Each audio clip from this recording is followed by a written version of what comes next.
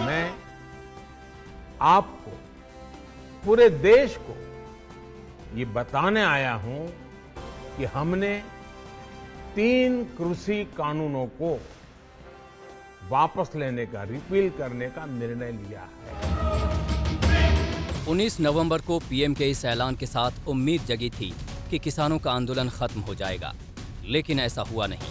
किसानों की पहली मांग थी कि जब तक संसद में कानून वापसी नहीं होती तब तक वो सरकार पर भरोसा नहीं करेंगे, जिसके बाद शीतकालीन सत्र के पहले ही दिन संसद में कानून वापसी पर मुहर लग गई। जो सदस्य इसके पक्ष में हाँ गए, जो सदस्य विरोध में ना गए, मेरे विचार में निर्णय हाँ वालों के पक्ष में, हाँ वालों के पक्ष में। तीनों कृषि कानून वापस हो गए, लेकिन नहीं खत्म हुए किसानों के मुद्दे और न ही खत्म हुआ किसानों का आंदोलन। जंग एमएसपी समेत कई और मुद्दों तक पहुंच गई, जिसे लेकर किसान डटे हुए हैं। तो आज क्या अब तंबू की डोर अब ढीली हो गई, वापस तंबू समेटने की तैयारी? ना तंबू नहीं समेटने, ये तंबू नहीं है तो घर है हमारे। संयुक्त मोर्चा एक था, एक है और एक रहेगा। एकदम रेडी रहो, बस 2-3 मिनट में यहाँ रुकना है तो इकट्ठा रुकेंगे, जाना है तो इकट्ठा जाएंगे। लाभ और हानि जो भी होगा सबको इकट्ठा होगा।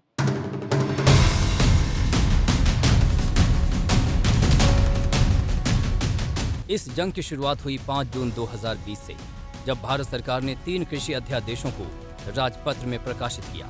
ये वो चिंगारी थी जो संसद पहुंचते पहुंचते आग में तब्दील हो गई। 14 सितंबर 2020 को तीनों कृषि कानून विधेयक को संसद में पेश किया गया और 17 सितंबर 2020 को लोकसभा में भारी हंगामे के बीच बिल पास हो गया। माननीय अध्यक्ष महोदय, मैं प्रस्ताव करता हूँ चर्चा जब होगी, जब सदन में व्यवस्था होगी, आश्वासन और कृषि सेवा पर करार सदन में व्यवस्था होने के बाद चर्चा होगी। क्या लेकर आया सदन में? संवर्धन और सरलीकरण विधेयक 2020, आवश्यक जाइए, मैं चर्चा कराऊंगा। विधेयक 2020 का निरसन और आवश्यक चर्चा करना चाहते हैं ना? 1955 का सदन में चर्चा करना चाहिए, इस माहौल में चर्चा करना चाहते हैं आप? बिल पास हुआ तो बवाल भी बढ़ने लगा। आंदोलन ने असली जोर पकड़ा पिछले साल 26 नवंबर को, जब पंजाब और हरियाणा के किसानों ने दिल्ली की तरफ कूच किया। 26 नवंबर 2020 को अंबाला के पास शंभू बॉर्डर पर पुलिस और किसानों के बीच भयंकर संग्राम हुआ और फिर किसानों का जत्था सिंघू बॉर्डर पर जम गया। सिंघू बॉर्डर के साथ टिकरी और गाजीपुर बॉर्डर पर भी किसानों के अलग अलग जत्थे जम गए। दिल्ली की सीमाओं पर किसानों ने डेरा डाल दिया, टेंट लगने लगे, खाने से लेकर सोने तक का इंतजाम हो गया। साफ हो गया कि ये आंदोलन जल्द खत्म होने वाला नहीं है। इस बीच सरकार के साथ कई दौर की बातचीत भी चली, लेकिन किसान तीनों कृषि कानून वापस लेने पर अड़े रहे। किसान आंदोलन को लेकर चल रहा हंगामा उस वक्त अपने चरम पर पहुंच गया जब 26 जनवरी को किसानों को दिल्ली में आने की इजाजत मिली। दिल्ली में हजारों प्रदर्शनकारियों की पुलिस से भिड़ंत हो गई। उपद्रवियों ने लाल किले पर धार्मिक झंडा लहराया, जिसके बाद आंदोलन को लेकर सवाल खड़े होने लगे। लाल किले की हिंसा के बाद किसान नेता बैकफुट पर नजर आने लगे। धीरे धीरे किसान वापस लौटने लगे,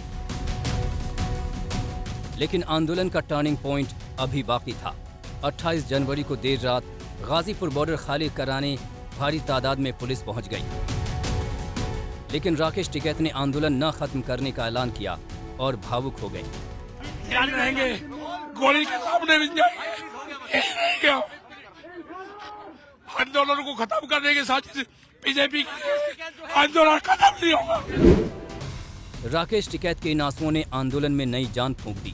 चारों तरफ से टिकैत को समर्थन मिलने लगा। एक बार फिर किसानों का जत्था दिल्ली की सीमाओं की ओर रवाना होने लगा, लेकिन सरकार अपने स्टैंड पर डटी रही। मैं देख रहा हूं आंदोलन का एक नया तरीका है। क्या तरीका है? आंदोलनकारी जो होते हैं वो ऐसे तरीके नहीं अपनाते। आंदोलन जीवी होते हैं वो ऐसे तरीके अपनाते हैं। सरकार और किसानों के बीच जारी टकराव के बीच बातचीत का सिलसिला दोबारा नहीं शुरू हो सका। आखिरकार 19 नवंबर को गुरु पर्व के मौके पर पीएम ने एक बड़ा कदम आगे बढ़ाया और तीनों कृषि कानून वापस लेने का ऐलान कर दिया।